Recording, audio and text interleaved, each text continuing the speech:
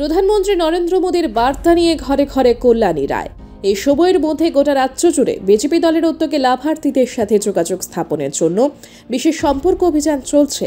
এই অভিযানের অঙ্গ হিসেবে রবিবার তেলিয়ামুড়া বিধানসভা কেন্দ্রের অন্তর্গত 43, 44 এবং 46 নম্বর বুথ এলাকাতে তেলিয়ামুড়ার বিধায়িকা তথা মুখ্য সচেতক কল্যাণী সাহা রায়ের উপস্থিতিতে এক সারা জাগানো জনসংযোগ কর্মসূচি সংঘটিত করা হয়।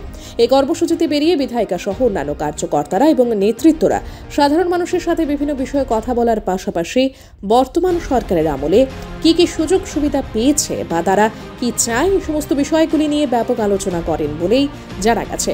সংবাদ মাধ্যমের সামনে প্রতিক্রিয়া ব্যক্ত করতে গিয়ে কল্যাণী সাহা রায় দাবি করেন, বিগত মাসের 17 এবং 18 তারিখ দেশের রাজধানী দিল্লিতে যে জাতীয় স্তরের সাংগঠনিক কর্মশালা অনুষ্ঠিত হয়েছিল, সেখানে দেশের প্রধানমন্ত্রী বিভিন্ন স্তরের লাভার্থীদের সাথে কথা বলে প্রধানমন্ত্রীর শ্রদ্ধা এবং প্রণাম জানানোর নির্দেশ দিয়েছিলেন।